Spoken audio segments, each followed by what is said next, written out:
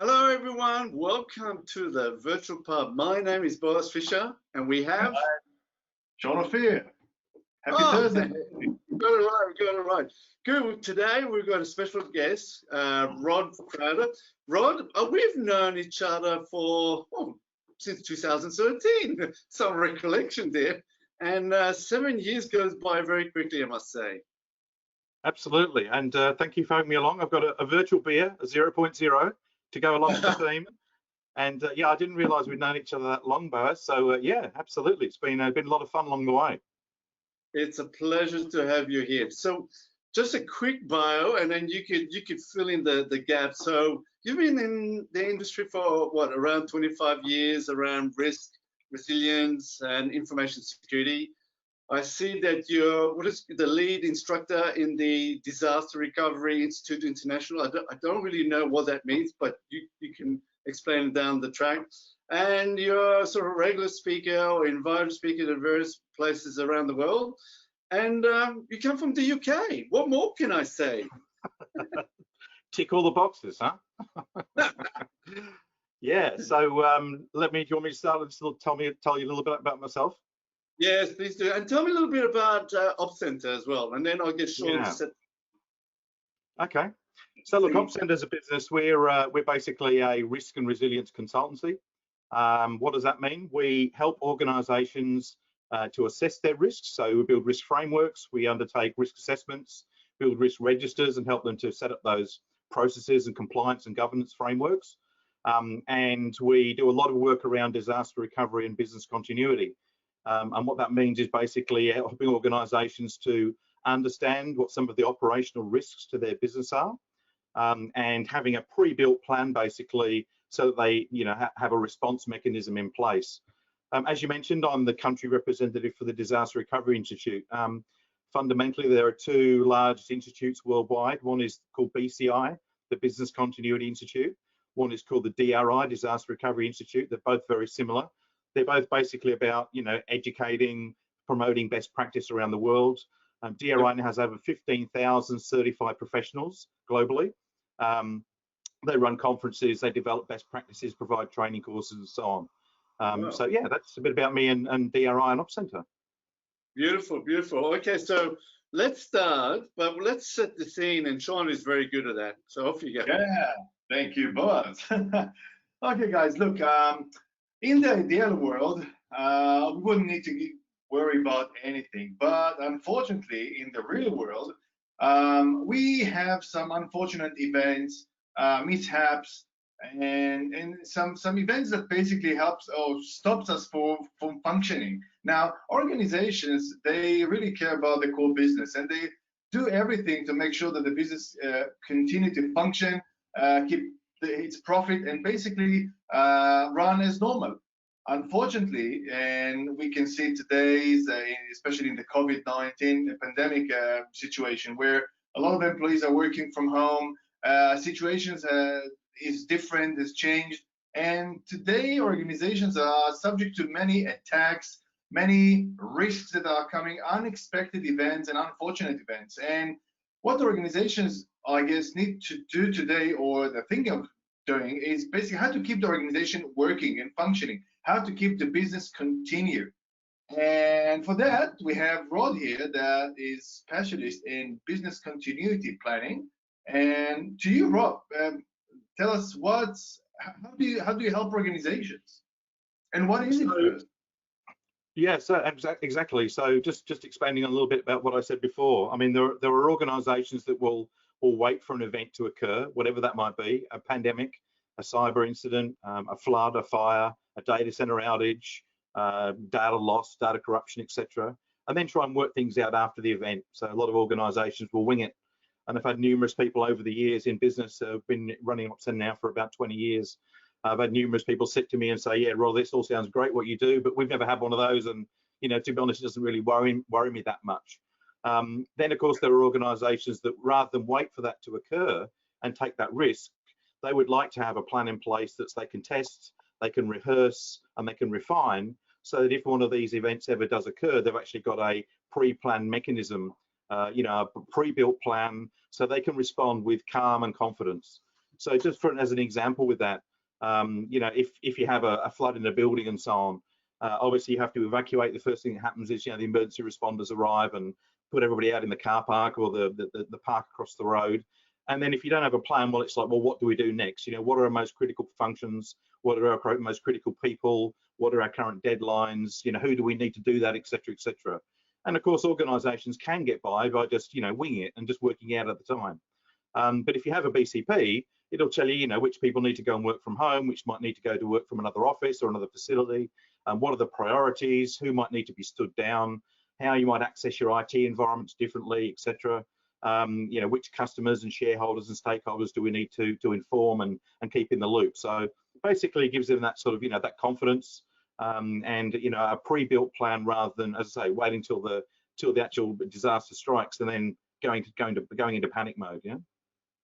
So a side question, I mean, you sort of reflected in what you just said, why it is important.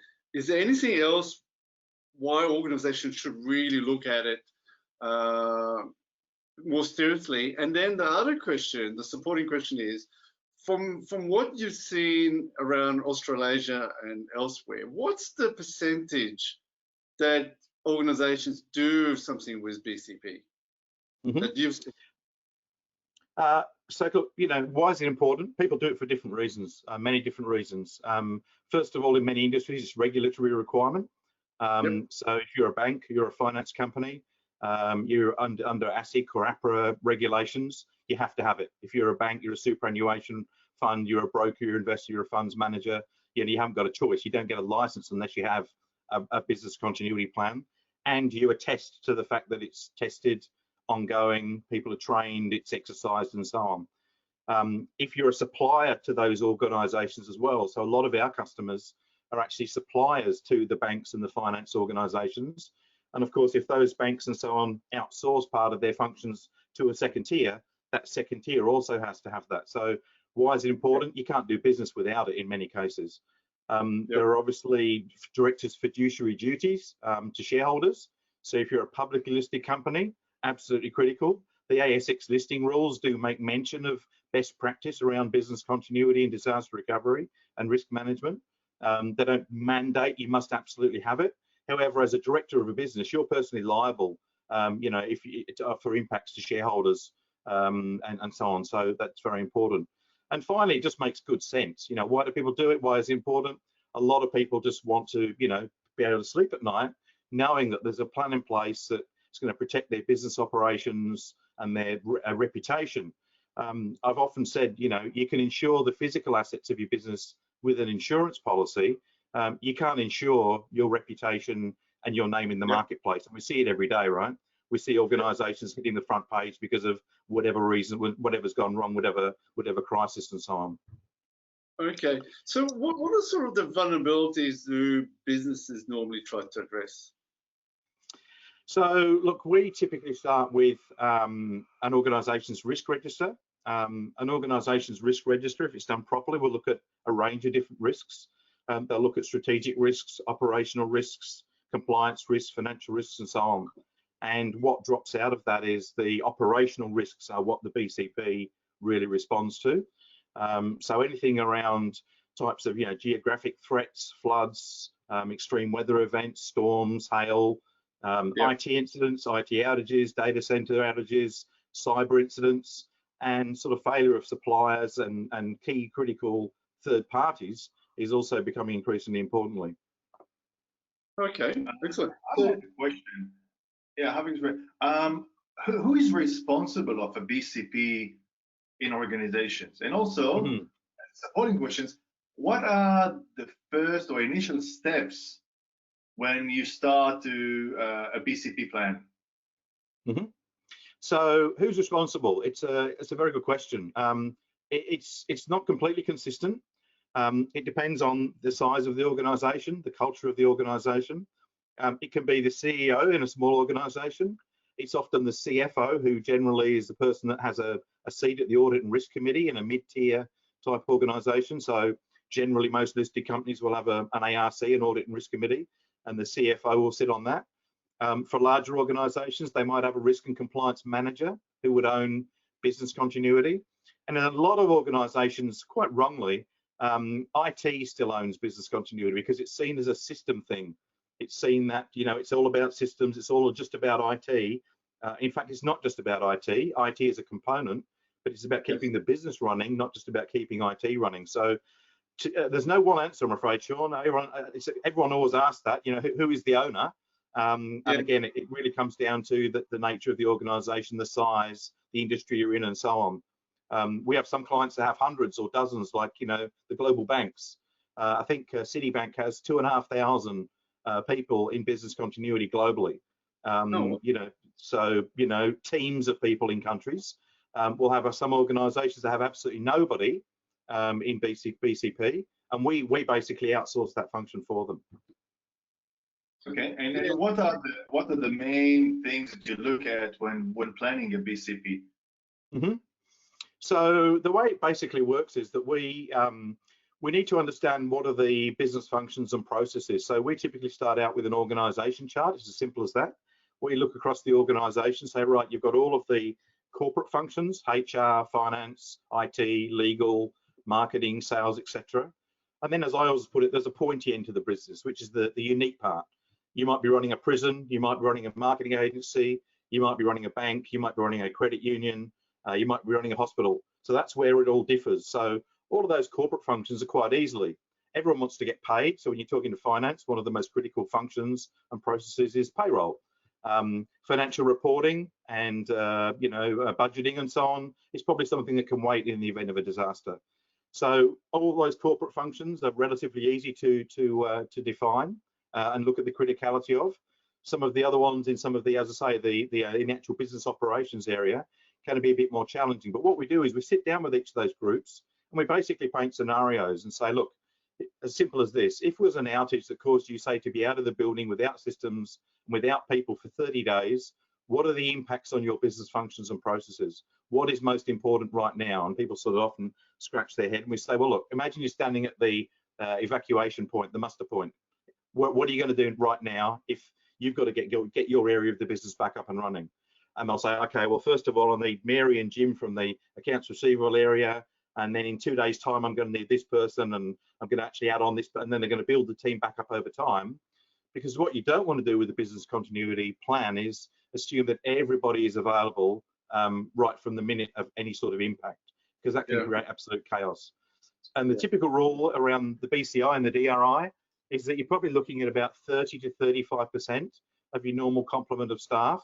So if you had 100 people in an organization and you have some sort of disaster, you're probably looking for the first few days of needing about 30 of those people, 25, 30 of those people, to basically get your core operations back up and running. Tell me, Rod, is there a confusion between BCP and disaster recovery? Absolutely. There are a lot of areas to resilience and continuity management, not just BCP and DRP.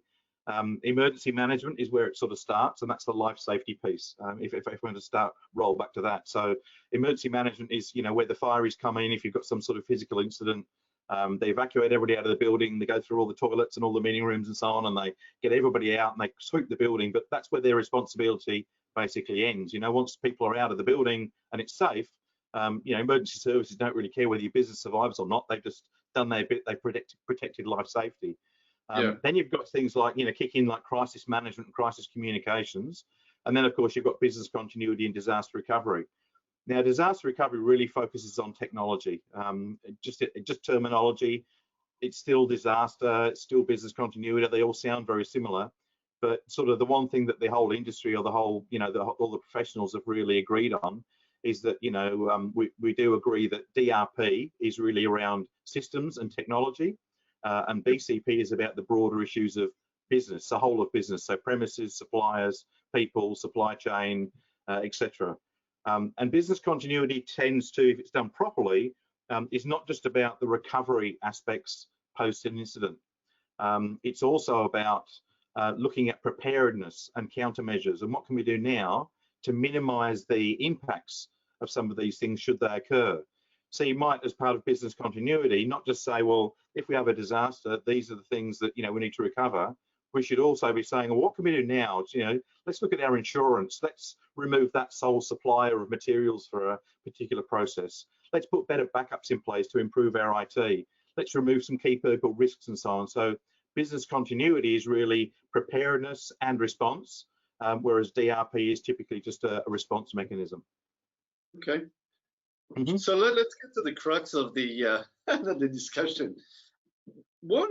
How does BCP address the human element? So this is something that Sean and myself are really keen to understand how you go about it.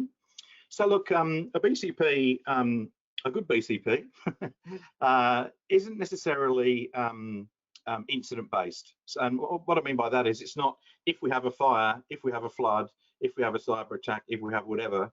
Typically, a BCP is based around what we call an all hazards approach. So we're looking at what resources are impacted, and what BCPs typically do is to look at really best practices around 4 types of resources. We're looking at loss or impact to your premises. We're looking at loss or impact to your IT systems, loss or impact to your supply chain, which is obviously very critical because nearly every organisation outsources something these days, and loss or impact to your people. Now, from a people perspective, people generally look at, or BCPs generally look at large numbers of people. So they look at, you know, weather extremities affecting lots of people trying to get to their office and so on, or pandemics like at the moment and so on, but they don't generally look at individual people as though it were. So yeah, they do address the human element, but it's generally en masse, not individually. And and just a question. Go ahead, sorry? Go ahead, because I love you asking questions. Rod, you mentioned something about impact, and it also relates to people. You know, would you agree? And it's also only my assumption that organization, when they plan, when they do that disaster recovery or the continuity plan, when they look at what could go wrong in organizations, do they calculate the impact only from first degree, or they look at collateral impacts of organizations? Is this something that you discuss with them? What could go wrong, not as a direct impact where it's very obvious, but also the non-obvious, and how to, and your consultation basically point them to these areas where they can stop the snowball from growing?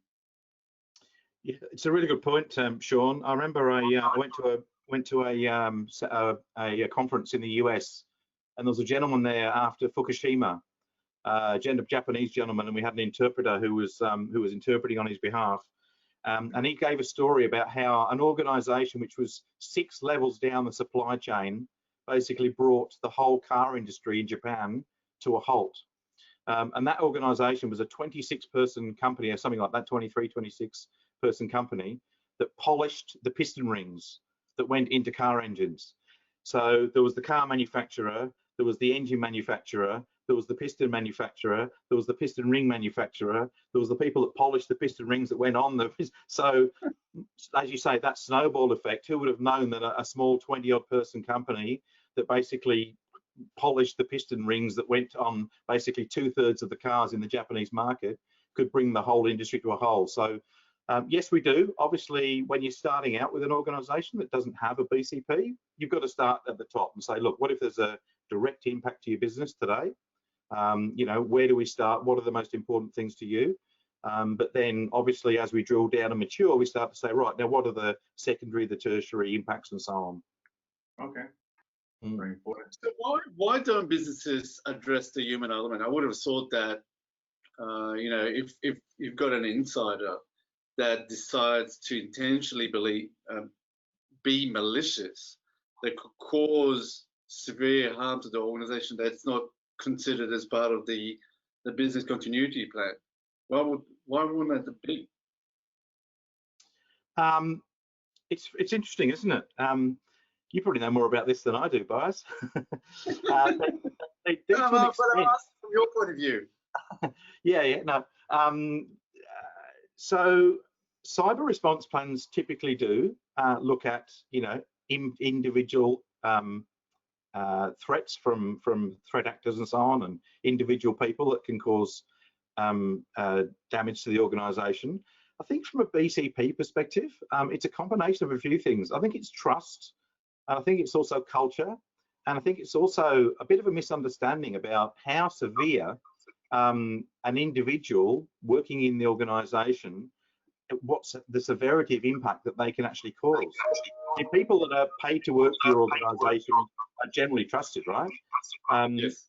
An organisation spend an inordinate amount of money protecting the perimeter from outside threats. So we've got policies and firewalls and security operations centres and intrusion detection, all those things, to stop the bad guys from getting in.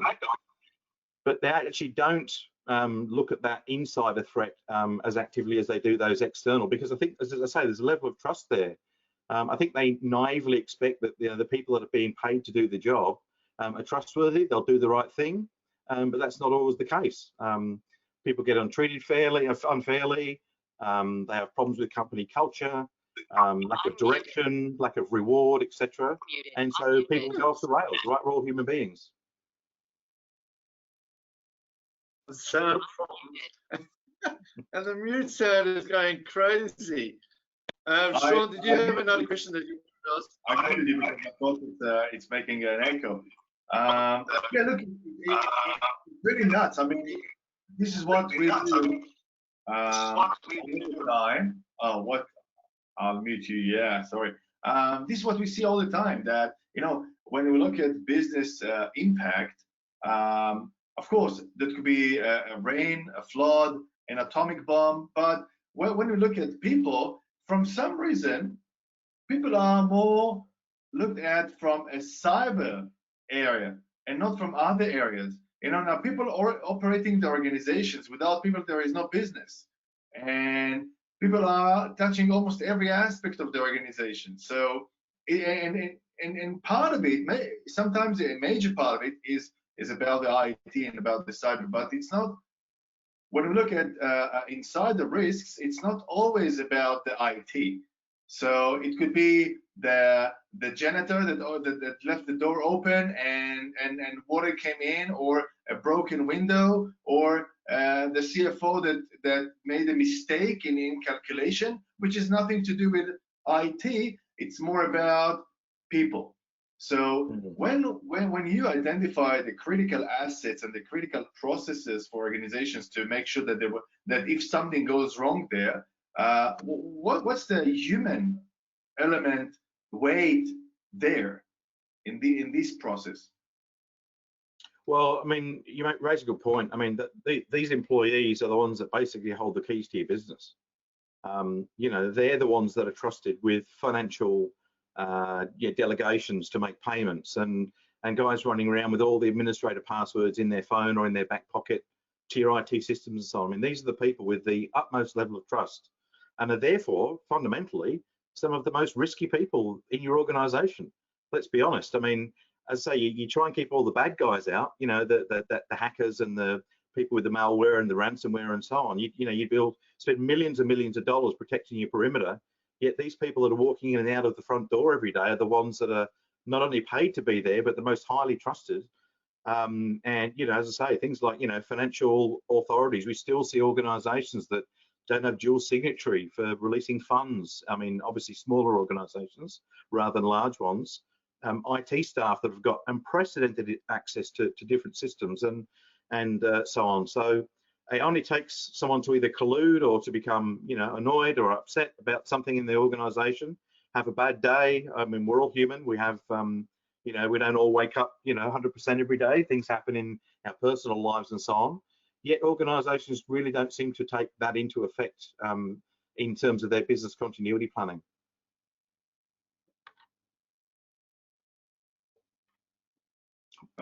Well, how does OPSCENTRE go about it in terms of how do you approach that human element when you have an engagement with clients? I'm just curious to find out.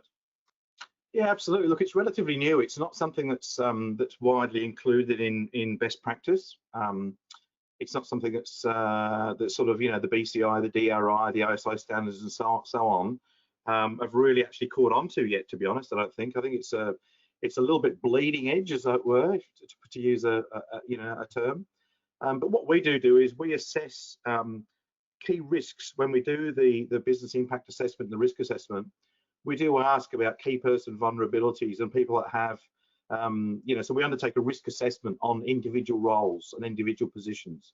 So we'll say to our clients, who has delegated authority to make payments? Oh yeah, well, Sue in the accounts department, she can authorize up to $50,000 worth of payments out of the door. Well, who checks that? Oh well, above 50,000 it goes to the CFO as well, but up to 50,000 she's got. But well, hang on, is that appropriate?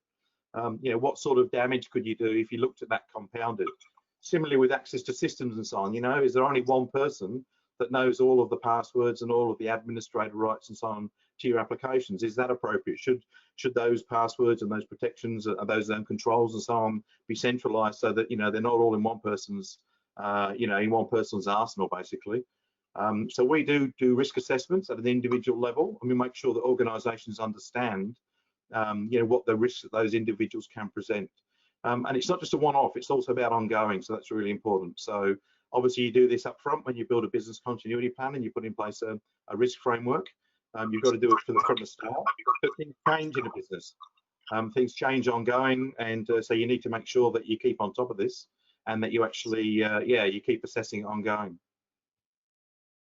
Excellent. Look, we're going to wrap it up, so we've got a few more questions. What is the key takeaway from, and I asked Rod and Sean as well, from your perspective, what is the key takeaway from this discussion as such, and the view that we see?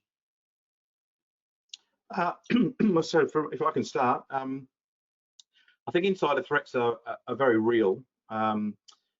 Again, due to that level of trust and access and control that some of these people have, and the impacts that those people can have can actually be far, far greater than external threats. As I say, people plan for all these external type of events and incidents and cyber attacks and floods and fires, etc., but one individual can actually cause way more damage reputationally, operationally, than a lot of those external events. So I think my key takeaway is make sure that you address this as part of your business continuity framework, and that you run through scenarios to see, we do quite a lot of, in our business, scenario testing. We've run some of these very, very incidents recently where we've had people that are, compromising passwords of other users and so on, and getting access to accounts once they've been terminated from an organization. So it's important to basically make sure that you do assess those key person risks and run exercises to see what the potential impacts might be. Great advice. Sean, your comment? Yeah. Look, I think that you're right, Rod. Organizations, they really need to take care about their business in terms of physical processes and people. And, you can switch from one building to another. You can replace servers, you can replace systems, but the processes are the same, and the people that will run these processes will remain the same. So if something broken with people, that could severely impact the organization, and this is something that you cannot ignore. And this is something very critical as a part of your continuity plan. Otherwise, without people, there is no business. So there is nothing to continue. That's what I think. Mm-hmm. Right. Now, Rod, I'm going to ask you a really difficult question. Is there any question, or is there a question that we should have asked you, but we haven't yet? There are probably dozens. Okay. So how much does it cost usually people ask? Could I ask a question? Sure. Listening to the presentation, how do you gentlemen see enterprise risk management and organizational risk management sitting with business continuity, security, and cyber security? Because I'm reading different foci here, or traditionally different foci. Open to anyone to answer, please. That's a good question. Look, enterprise risk management is generally seen as an umbrella, which sits over the top of cyber, of BCP, of disaster recovery, and so on. But there's a lot out there. There's a lot of thought leadership that puts a lot of that out there on paper. from our experience, how that all comes together in an organisation is generally not as smooth as it would seem. It's hard enough to get an organisation to get an effective and working DRP in place or an effective working BCP in place. Never mind trying to bring them all together, Tony, under an enterprise risk management framework with everything humming and singing and all the right elements in all the right places. So it's a big challenge. I would agree, and the comments are made about business continuity framework when I would see human risk sitting within a risk management framework that is underpinning an organisational level or an enterprise level instantiation of risk, and then BCP is a component to support some of it. My experience with BCP is we've tended to work with, I think, Rod, you mentioned 4 key levels, 4 key types of loss, and Sean, you talked about the impact of loss, primary loss, secondary loss, and I interpret primary and secondary loss as primary risk, secondary risk, tertiary risk. So the ongoing effect, for instance, through a supplier or vendor, the supply chain. As you pointed out, Rod, in my experience, the problem has been the inability or the lack of connection between business continuity and enterprise risk management, and then short duration and defined budget to produce something effective, which doesn't really allow, for instance, taking something like NIST, taking the cybersecurity framework, putting in place the relevant mechanisms to be able to monitor for unusual behaviour, which then surfaces up the potential of an insider threat. So it's yeah, just my observations. Yeah, absolutely. Rod, in my experience dealing with many of the organizations, the insider threat risk is very rarely considered or ever integrated with the enterprise risk framework. So that is, I think, concur with that. Absolutely, yeah. Rod, what is the best way for those who are watching to get in contact with you? If they want to seek some services, or have a glass of beer, what's the best way? Well, obviously our website, OPSCENTRE.com, OPSCENTRE.com. Our phone number is 1300 BC plan. And obviously you'll find me, Rod Crowder, on Twitter and LinkedIn and all those usual places. So yeah, any of those mechanisms. Yeah. Close the so I will close the session, mate. So Rod, thank you so much for joining today. It was enlightening, and actually it raised really some very good points, and I think essential points for any organization that will watch us, that every business wants that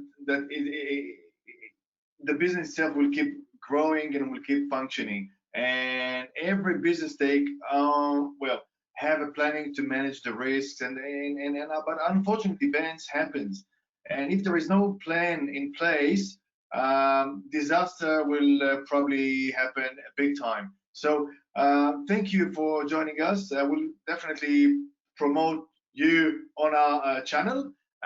Please, all the followers, subscribe to our channel. This video will be uploaded, and we're looking forward to seeing you on the next session.